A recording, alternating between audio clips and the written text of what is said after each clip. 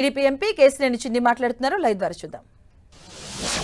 లేదని చెప్పి వాళ్ళ దగ్గర 3 కోట్ల లోన్లు తీసుకుంటమే కాకుండా ప్రతి నెల వాళ్ళ దగ్గర నుంచి 20 లక్షలు 17 నుంచి 18 లక్షలు రెంట్ కూడా వసూలు చేసుకుంటున్నాడు. అవి ఎవరి డబ్బులు? బ్యాంకులో తనఖా పెట్టిన ఆస్తి యొక్క రెంట్ వస్తే అది ఎవరి డబ్బులు? ప్రజల డబ్బులు. ఎందుకంటే ఇది నేషనలైజ్డ్ బ్యాంక్. అంతేకాకుండా బెంచ్ సర్కిల్లో ఇంకొక ఆస్తిని కూడా బ్యాంకులో తనఖా పెట్టారు. దాంట్లో నారాయణ కాలేజ్, మా మంత్రి నారాయణ గారికి సంబంధించిన ఒక నారాయణ కాలేజీ అద్దె ప్రతి నెల 20 లక్షలు బ్యాంకుకు చెల్లాల్సింది సొంత అకౌంట్లోకి వెళ్తుంది. అంటే బ్యాంక్ అధికారులు ఏం చేస్తున్నారు? లంచాలు తీసుకుని లేకపోతే ఇంకేదన్నా ప్రలోభపడ్డారా? పడి ఈ రెంటుల్ని బ్యాంక్ అకౌంట్కి వెళ్లకుండా వెస్ట్ సైడ్లో 17 లక్షలు 20 లక్షలు ఇది ఒక్క రూపాయి ఆ రోజు నుంచి ఈ రోజు వరకు కూడా ఈ తనఖా పెట్టిన ఆస్తుల్లో రూపాయి కూడా బ్యాంకుకి అందలేదు. ఈ 120 కోట్లలో 5 పైసలు కూడా బ్యాంకుకు కట్టలేదు. న్యాయ వ్యవస్థలో చిన్న లూప్పోల్ని అడ్డు పెట్టుకుని బ్యాంక్ అధికారులను ప్రలోభ పెట్టి కోర్టుల్ని కూడా తప్పుదోవ పట్టించేటట్టు బిహేవ్ చేస్తా భారీగా 120 కోట్ల అక్రమ సంపాదనతో, అది కూడా నేను ఒకటే చెప్తున్నా, నువ్వు ఉన్న ఇల్లు ప్రజలది, ఎందుకంటే అది బ్యాంక్ ఆస్తి. నువ్వు రోజు పెట్టే పార్టీలు అది ప్రజల ఆస్తి. ఆ హోటలు నువ్వు రోజు రెంటులతో అనుభవిస్తా నువ్వు తిరిగే కార్లు కానీ నువ్వు తిరిగే విలాసమైన జీతం కూడా అవన్నీ ప్రజలే.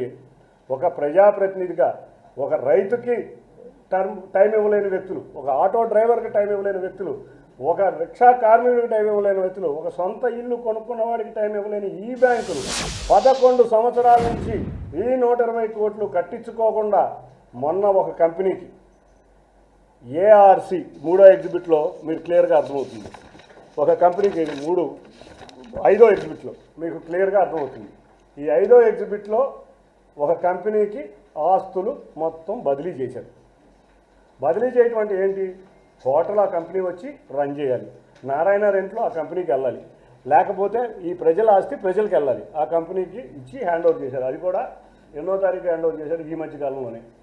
కాబట్టి ఇంత భారీ కుంభకోణాన్ని జర్నలిస్టులుగా నేను మీకు బాధ్యత 3-4 ఎగ్జిబిట్లో ఆయన తనఖా పెట్టిన బ్యాంకుకు తనఖా పెట్టిన హోటల్ కానీ ఆయన ఆస్తులన్నింటినీ కూడా 3-4 ఎగ్జిబిట్లో వివరించడం జరిగింది. అంటే ఈయన దగ్గర ఉన్న ఇల్లు కానీ, ఈయన దగ్గర ఉన్న హోటల్ కానీ, వెస్ట్ సైడ్ కానీ, ఆటోనగర్లో ఉన్న సైట్ కానీ, ఈయనకు నారాయణ వచ్చే రెంట్ ఉన్న బిల్డింగ్ కానీ అన్నీ కూడా 2011లోనే తనఖా పెట్టి బ్యాంకుకు అప్పచెప్పారు. 2016లో ఎన్పిఏ అయిపోయినాయి. 2016 నుంచి కూడా ఈ ఆస్తులన్నీ కూడా బ్యాంకు ప్రజల ఆస్తి. ఈ ప్రజల ఆస్తికి ప్రజలకు సంబంధించిన ఆస్తుల్ని అనుభవిస్తా నువ్వు వేసుకుని తిరుగుతున్న కారుతో సహా ఆ ప్రజలు ఇచ్చిన రెంట్ డబ్బులతో నువ్వు ఉంటున్న ఇల్లు కూడా ప్రజలదే, నువ్వు ఉన్న చిందులు చేసే హోటల్ కూడా ప్రజలదే. కాబట్టి అదే ప్రజాప్రతినిధిగా ఇక్కడ నన్ను భారీ మెజారిటీతో గెలిపించిన ప్రజాప్రతినిధిగా మీ అందరికీ కూడా మీ నేను ఏదో వేగ్గా చెప్పలా, కాగితాలన్నీ మీ చేతికి ఇచ్చాం, మీరే ఇన్వెస్టిగేట్ చేసుకోండి. నేనేది ఫేక్ డాక్యుమెంట్ ఇవ్వను, నా దగ్గర ఆధారాలు ఉంటే ఇస్తా.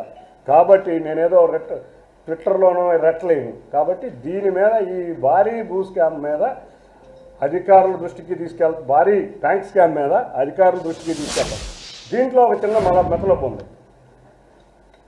2019లో 2016-17లో ఎన్పిఏ అయిన అకౌంట్ని బ్యాంక్ అధికారులు ఒత్తిడి చేస్తుంటే ఆ రోజు ప్రభుత్వం అధికారంలోకి మారితే ఈ వ్యక్తి జగన్తో ఎందుకు లాలూచి అయ్యాడు కూడా చెప్తున్నాను. ఒకరోజు 2019లో తన సొంత ఇంటికి విజయసాయి రెడ్డిని విందుకు పిలిచాడు. ఆ విందు ఏంటంటే, నేను 120 కోట్ల ఆస్తి నా దగ్గర బ్యాంకులోనే ఉంది, కాబట్టి నేను జగన్ ఏమన్నాను, నేను కోవర్ట్గా బిహేవ్ చేస్తానని చెప్పి ఆ రోజు జగన్తో లాలూచి అయ్యి ఆ రోజు నుంచి ఈ రోజు వరకు తెలుగుదేశం వ్యతిరేక కార్యక్రమాలు చేస్తున్న విషయం మీ అందరికీ తెలుసు.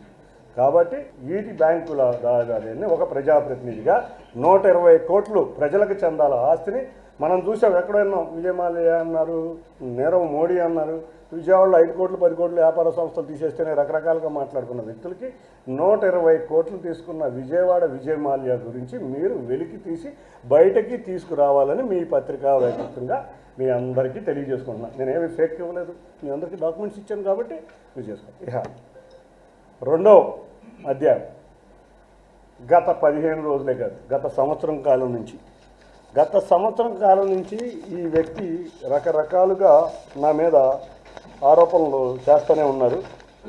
ఏది లెటర్లు అయ్యా